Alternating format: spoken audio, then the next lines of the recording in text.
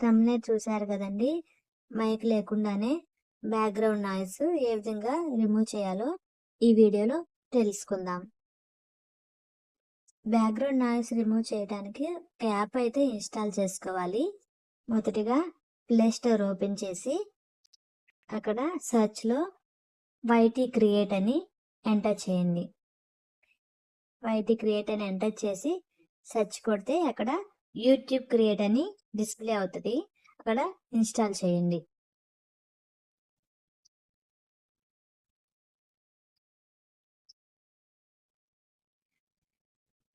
Install అయ్యాక open చేయండి. Open చేస్తే సైన్ ఇన్ అని అడుగుతుంది. సైన్ ఇన్ దగ్గర మీ యొక్క అకౌంట్‌లో యూట్యూబ్ అకౌంట్ ఉంటుంది కదా, దాంతో సైన్ ఇన్ అవ్వండి.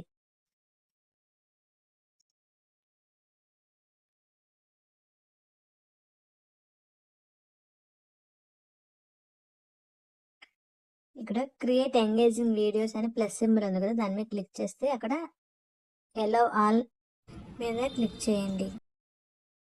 క్లిక్ చేశాక ఇక్కడ మీరు షూట్ చేసిన వీడియోని అందులోకి అప్లోడ్ చేయండి. అప్లోడ్ చేశాక నేను ఇప్పుడు జస్ట్ బ్యాక్‌గ్రౌండ్ నాయిస్ వినిపిద్దామని ఈ వీడియో రికార్డ్ చేశాను. ఒకసారి నా యొక్క బ్యాక్‌గ్రౌండ్ నాయిస్ వినండి మీరు. నా దగ్గర అయితే చాలా డిస్టర్బెన్స్‌గా ఉంటది వీడియో షూట్ చేయడానికి. ఒకసారి ప్లే చేస్తాను వినండి.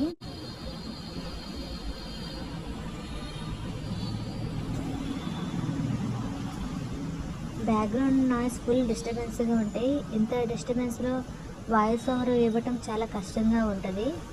అయితే ఈ యొక్క యాప్ యూజ్ చేసుకొని మనం ఈజీగా బ్యాక్‌గ్రౌండ్ నాయిస్ అయితే రిమూవ్ చేయొచ్చు. అది ఎలాగో చూద్దాం. ఇక్కడ కింద కొన్ని ఆప్షన్స్ అయితే కనిపిస్తున్నాయి కదా, voice over, sound, sticker, text అని.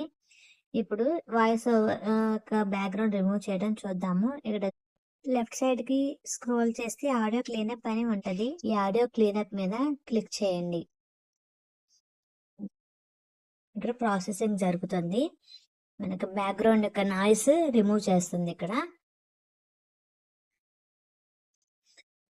ఇప్పుడు audio cleanup removes background noise అని వచ్చింది కదా. ఇప్పుడు మన యొక్క వీడియో బ్యాక్‌గ్రౌండ్ నాయిస్‌ని ఒకసారి చెక్ చేద్దాం.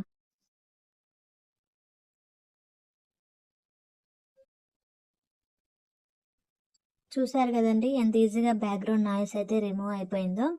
ఈ విధంగా మన వీడియో యొక్క బ్యాక్‌గ్రౌండ్ నాయిస్‌ని రిమూవ్ చేసుకోవచ్చు. మొదట్లోనే మనం మైక్స్ సెట్టింగ్స్ అన్నీ తెచ్చిపెట్టుకుంటే మన యొక్క యూట్యూబ్ ఛానల్ సక్సెస్ అవుతుందో లేదో మనకు తెలీదు. సో, మనం ముందే అన్నీ తెచ్చిపెట్టుకుంటే మనీ వేస్ట్ అవుతాయి. ఈ విధంగా సక్సెస్ అయ్యేంత వరకు ఈ విధంగా మనం యూట్యూబ్ ఛానల్ రన్ చేసుకుంటే సక్సెస్ అయ్యాక తర్వాత కావాల్సినవి ఆ అమౌంట్‌తో మనం కొనుక్కుంటే బాగుంటది. మీకు ఈ వీడియో నచ్చినట్లయితే లైక్ చేయండి. ఇంకా మీకు ఏమైనా డౌట్స్ ఉన్నట్లయితే కామెంట్ సెక్షన్‌లో అయితే కామెంట్ చేయండి.